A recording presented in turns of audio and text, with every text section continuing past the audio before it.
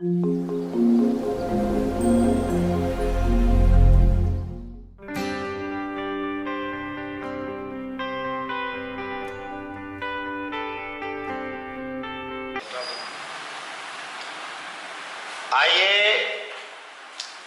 आज 9th और 10th दोनों स्टूडेंट्स को मैं एक ही साथ चैनल के माध्यम से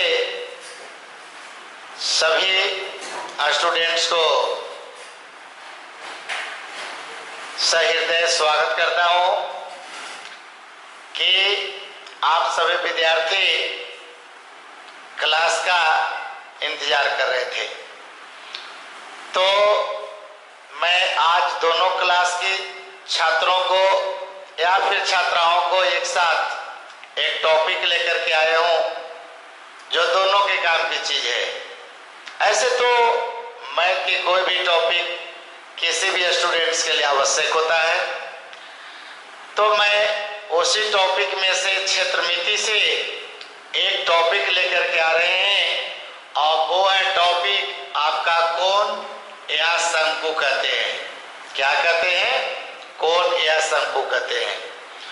इसके पहले हम मेंसुरेशन में सिलेंडर के बारे में दोनों क्लास के बच्चों को बताए थे।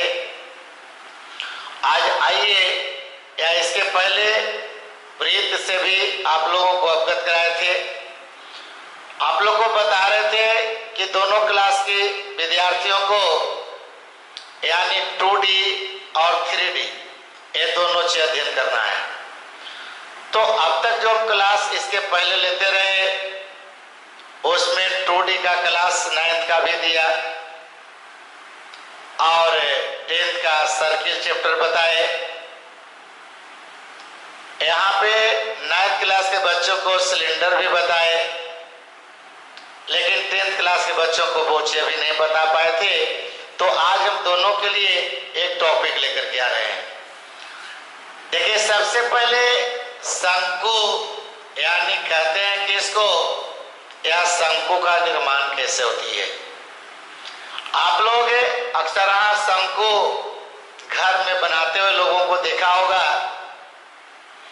जैसे किसान घर के बच्चे जब आप खलिहान में जाते हैं और जब फसल की दौनी होती है, जो यानी कि आपके गार्जियन अनाज के ढेर लगाते हैं, या देखिए कभी कभी आपके मम्मी छत पर या खलिहान में जब गेहूं पसार देती है और उसे बोरा में बंद करने के पहले जब ढेर लगाती है तो ढेर लगाते समय देखता है एक विशेष आकृति बनाती है। देखा है सब लड़का? कोई दिक्कत? ऐसा ही एग्जाम्पल लेके चल रहे हैं। तो देखते हैं वो सारे अनाज को एक जगह करती है और करते करते करते करते ऊपर की तरफ धीरे धीरे उसके मतलब आयतन को कम करते जाती है। देखा है? नीचे से अनाज का ढेर थोड़ा चौड़ा आधार लिए रहता है, लेकिन जैसे जैसे हम लोग ऊपर की तरफ आते हैं तो दिखता है ऊपर की तरफ पतला यानी आकृति तैयार कर दी जाती है। नहीं, जैसे कि आप लोग देखे होंगे सभी बच्चे शंकर जी की मंदिर देखे होंगे, शिव की मंदिर देखे होंगे, तो उस मंदिर में भी अक्सर यही देखा होगा कि नीचे का पोर्शन जो है थोड़ा चौड़ा होता है और ऊपर जाते जाते जाते जाते जाते पतला हो जाता है। जहां पर देखिए ऊपर में कलश रखी जाती है। देखिए सब लोग कहते हैं। अब देखिए तो इस तरह की जो आकृति जो ऊपर में इस तरह से पतला होता जाता है, जैसे कि आप लोग कागज का ठोंगा बनाते हैं, देखता है ठोंगा का नीचे वाला पोर्शन पतला होता है और ऊपर जाकर के वृत्ताकार हो जाता है। देखे हो ना? जैसे इस तरह से देखा होगा कि यहाँ पे हम लोग देखते हैं कभी कभी कि इस तरह से मान लेते हैं कि आपने कागज का ठोंगा बना देते हैं और इस तरह से मान लेते हैं कि आपकी अगर आकृति बनाया जाए, जैसे तेल डालने वाला कीप देखा होगा, देखे हो ना? तो इस तरह की जो शेप अगर तैयार करते हो तो इसी को समझिए कि हमने शंकु कहते हैं। क्या कहते हैं? इस शंकु कहते हैं। जिसका ऊपर का पृष्ठ देखते हो यानी कि वृत्ताकार होता है। क्या होता है? वृत्ताकार होता है। तो समझिए कि इस तरह की कहीं भी आकृति अगर आपको दिखाई पड़ता है मैथ में, तो समझिए कि वो एक शंकु है, यानी कि ये शंखवाकार कहलाता है, ये इसकी ऊंचाई कहलाता है। ठीक है, तो देखा जाए इस तरह की जो शेप बनते हैं इसी का नाम शंकु होता है। बात क्लियर? तो यहाँ पर देखिए ये शंकु जो बनता है, ये शंकु बनता है कैसे? आखिर कौन सा 2D से बनता है? बताए हैं कि जितना सारा 3D होता है वह 2D से बनते हैं। बस समझ हो? जितने भी याद करना है मैथ के विद्यार्थी कि अगर कोई 2D कोई 3D कोई सॉलिड है तो समझो कि उस सॉलिड का रिलेशन कोई न कोई द्विविमीय आकृति से भी है, यानी 2D से है। बात समझे? क्लियर? तो अब देखा जाए जैसे कि शंकु जो है ये शंकु का किससे संबंध है, इसी को लेकर के बता रहे चल रहे हैं। देखिए शंकु का सही सलामत अगर कहा जाए तो इसका संबंध जो है समकोण त्रिभुज से है। कौन त्रिभुज से है? समकोण त्रिभुज से है। बताओ त्रिभुज जिसके बारे में बताया था कि 2D है और शंकु 3D है। एक ठोस है लेकिन इस सतह है। अब समकोण त्रिभुज मान लेते हैं कि ABC एक समकोण त्रिभुज है। ठीक है, ABC क्या है? एक समकोण त्रिभुज है, जिसमें मानते हैं कि B यहाँ पर देखिए 90 डिग्री है। ये आपका कर्ण का काम कर रहा है, हाइपोटेनस है। ये देखा जाए बेस का काम कर रहा है और ये तुम्हारा देखिए परपेंडिकुलर का काम कर रहा है। अब बताओ कि अगर इस तरह का कोई चक्ति हो, ठीक है, त्रिभुजाकार चक्ति हो और इस भुजा को अगर मानते हैं फिक्स कर दिया और इस कोना को पकड़ करके देखिए उठा करके ऐसे लाया, फिर बताओ बोर्ड के पीछे से घुमा करके ले आया, जो कि पहले ही बताए कि जितना सारा 3D फिगर होता है वह फिगर बोर्ड पर नहीं बनाए जाते हैं, बल्कि ये फिगर बोर्ड से ऊपर भी आ जाता है, बोर्ड के अंदर भी जाता है। तो जो बोर्ड के बाहर चला गया उससे भी नहीं दिखा पाओगे, बोर्ड के अंदर चला गया उसको भी नहीं दिखा पाओगे, क्योंकि बोर्ड पर तुम दो ही एक्सिस दिखा पाते हो, एक्स एक्सिस और वाई एक्सिस। जेड एक्सिस दिखा पाओगे नहीं। तो देखा जाए अब ये जो बताओ कि कर्ण है, इसके इस सिरा को पकड़ करके और इस तरह से घुमाते हुए आ जाते हैं यहाँ, तब कर्ण जो है बताइए यहाँ पर आ गया कि नहीं आ गया? अब यहाँ से चाहे तो बताओ यहाँ से कैसे कैसे घुमाए हैं ये भी तुम देख सकते हो। तो इधर से घुमाते हुए लाए, अब देखा बोर्ड के पीछे से, तो उधर से घुमाते हुए लाइएगा। बात समझ रहे कि नहीं से बोलिए? मानते हैं कि इस तरह से अब यहाँ पर ही है और यही कर्ण है और इसको चारों तरफ घुमा रहे हो, तो चारों तरफ घुमाने का मतलब है कि कलम के चारों तरफ ऐसे घुमाइएगा ना, तो बताओ उसी तरह से यहाँ पर ये है ऐसे चारों तरफ घुमाना है। तो यहाँ से तो शो कर रहे हैं ये घुमा के ले गया, पीछे से लाया तो देखिए ये घुमा के लाए हैं। अब यहाँ पर बताइए कि आकृति वृत्ताकार बन गया कि नहीं? बन गया। और साथ ही साथ देखा जाए ये पूरा जो है इस तरह से ये आपका दिखा है नहीं, तो जो सॉलिड जो आकृति जो बन गया इसी आकृति का नाम शंकु हो जाता है। क्या हो जाता है? शंकु हो जाता है। अब देखा जाए तो शंखवाकार जो है यही आकृति बन गया।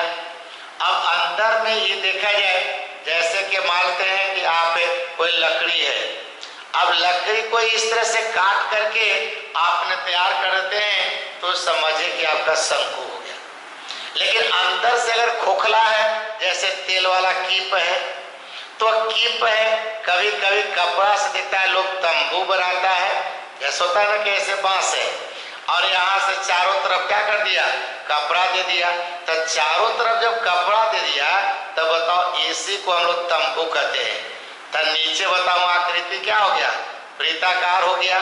तो नीचे में वृत्ताकार हो गया और ऊपर में से जो कपड़ा दे दिया छाता जैसा नहीं, तो यही इसका वक्र पृष्ठ कहलाता है। कौन पृष्ठ कहलाता है? वक्र पृष्ठ कहलाता है।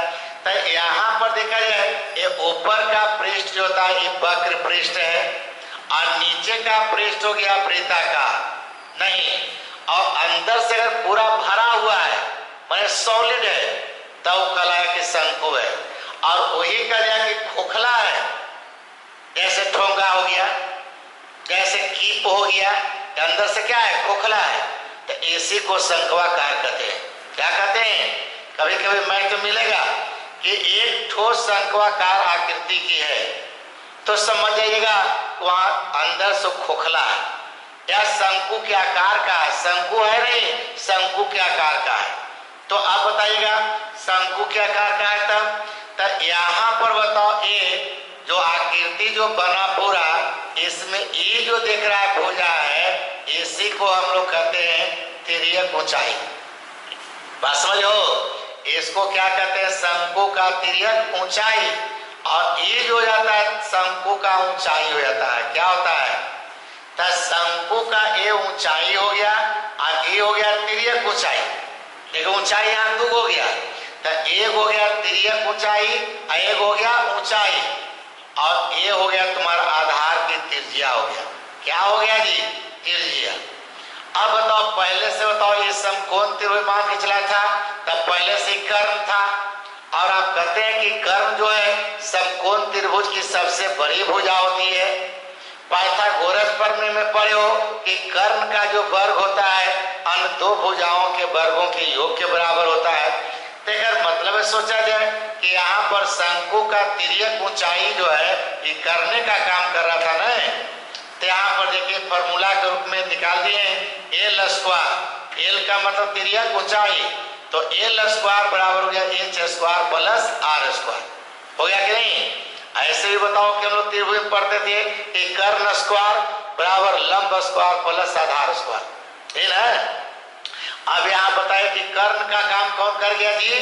ये हो गया तिर्यक ऊंचाई, लंब का काम कर गया ऊंचाई और आधार का काम कर गया त्रिज्या। तो यहाँ पर देखिए फॉर्मूला हो गया कि तिर्यक ऊंचाई का वर्ग जो होता है ये शंकु के ऊंचाई और आधार त्रिज्या के वर्ग के योगफल के बराबर होता है। क्लियर? शब्द में बोल सकते हैं इस तरह से कि कोई भी अगर शंकु है तो किसी शंकु के तिर्यक ऊंचाई का वर्ग उनके ऊंचाई और आधार की त्रिज्या के वर्ग के योग के बराबर होता है। तो देखा जाए अगर स्क्वायर हटा देते हो तो एल का मान निकल गया, तो यहाँ से देखिए रूट अंडर हो गया। अब यहाँ से बताओ कि हाइट निकालना चाहते हो तो प्लस से इसको इधर ले आइए, तो root under L square minus R square हो गया। फिर अगर आर निकालना चाहते हो तो एच को इस साइड ले आओगे, L square minus H square हो गया। तो इस तीनों फॉर्मूला की सहारा लीजिए कब कि अगर इनके तीन अंग में अगर दो अंग दे दिया और दो अंग देकर तीसरा अंग पूछ दिया, तब तीसरा अंग जब पूछता है चाहे तिर्यक ऊंचाई पूछ दे या ऊंचाई पूछ दे या आधार का त्रिज्या पूछ दे, तो ऐसी स्थिति में ये तीनों में से कोई फॉर्मूला लगा करके आप विधि निकाल लीजिएगा। कौन दिक्कत? बोलिए, कोई दिक्कत नहीं चाहिए। तो अब देखा जाए आपने कहा कि देखिए शंकु में कुल पृष्ठों की संख्या हो गया 2, एक हो गया 2, तो एक हो गया देखिए वृत्ताकार सतह हो गया, एक ऊपर में वक्र पृष्ठ हो गया। कौन पृष्ठ? वक्र पृष्ठ हो गया। अब यही अगर कहता कि शंकु का वक्र पृष्ठ का क्षेत्रफल, तब वक्र पृष्ठ का मतलब ऊपर वाला, जैसे अनाज का ढेर है। अब बताओ बारिश आ गया, तो बारिश आ गया तो अनाज को ढकने के लिए आपको जो कपड़ा चाहिए वो कपड़ा बताओ पूर्ण पृष्ठ चाहिए कि वक्र पृष्ठ चाहिए जी? बोलो जी लड़के, क्या चाहिए? हाँ, तो चाहिए वक्र पृष्ठ। कपड़ा लाके चादर लाके ढक दिया केवल ऊपर ही ना, तो केवल ऊपर में अगर ढक दिए हो ये वाला भाग को, तो यही होता है वक्र पृष्ठ। अब वक्र पृष्ठ का क्षेत्रफल हो गया, वो हो गया पाई आर एल। क्या हो गया? पाई आर एल। अब यहां पर हो गया देखिए एल यानी तिर्यक ऊंचाई। ठीक है, तो अगर वक्र पृष्ठ का क्षेत्रफल कहता है ये फॉर्मूला मार दिएगा। लेकिन अगर शंकु के पूर्ण पृष्ठ का देता है जैसे कि मानते हैं ऐसा आकृति है और कहे कि इसको पेंट करना है, या ऐसे आकार का कोई टंकी है और टंकी को पेंट करना है, तब तो पेंट करने बताइए, यहाँ भी पेंट करेगा, ऊपर भी पेंट करेगा ना, पूरा पेंट करना है। तब तो ऐसी स्थिति में हमको चाहिए, ठीक है, ऐसी स्थिति में यहाँ पर क्या चाहिए कि यहाँ पर देखा पेंट कर दिया, यहाँ पर भी पेंट कर दिया, तो सारा चीज पेंट हो गया। तब पेंट हो गया तब समझिए कि यहाँ पर आपको ये पृष्ठ भी लेना है और ये पृष्ठ भी, तब समझिए पूर्ण पृष्ठ लेते हैं। तो पूर्ण पृष्ठ लेते हैं तो वहां पर देखा जाए शंकु का एक वक्र पृष्ठ हो गया खाली नीचे वाला। जब पूर्ण पृष्ठ का दिया तब समझिए पाई आर एल ले लिया और पाई आर स्क्वायर ले लिया, तब पाई आर कॉमन हो गया, तो यहाँ से एल प्लस आर हो गया। क्या हो गया? एल प्लस आर हो गया, ठीक है। ये शंकु के पूर्ण पृष्ठों का क्षेत्रफल हो गया। अब आगे देखा जाए, मानते हैं कि अब शंकु का आयतन निकाले कहे, तब शंकु का आयतन निकाले कहे या फिर धारिता निकाले कहे, तब शंकु की धारिता या आयतन अगर तुमको निकाले करता है तो वही हो गया 1/3 पाई आर स्क्वायर एच। क्या हो गया? 1/3 पाई आर स्क्वायर एच। अब ये फॉर्मूला कहते कि 1/3 क्या कर दिए, इसलिए कि शंकु जो है नीचे ही आधार है, और जैसे जैसे ऊपर की तरफ चलिएगा तो बताओ इसका माने एरिया है, इसका आयतन वो घटते चल गया कि नहीं चल गया? तो बताओ तीनों में डायमेंशन में कि 2 डायमेंशन में? तो चूंकि पहले ही बोल दिया कि शंकु हो गया 3D, एक तो कमी होगा तो तीनों में कमी हो जाएगी, तो तीनों में कमी हो गया तो 1/3 लगा दिए, आप पाई आर स्क्वायर एच कर दिए, तो यही हो गया 1/3 पाई आर स्क्वायर एच। बात समझ गए ना? तो ये जो है शंकु पर अगर मैथ रहेगा तो ये मैथ इसी तरह से आप लोग डील करेंगे। कोई दिक्कत है? कोई दिक्कत नहीं। तो चलिए आज की क्लास हम लोग यहीं पर लास्ट करते हैं। सभी बच्चों को धन्यवाद।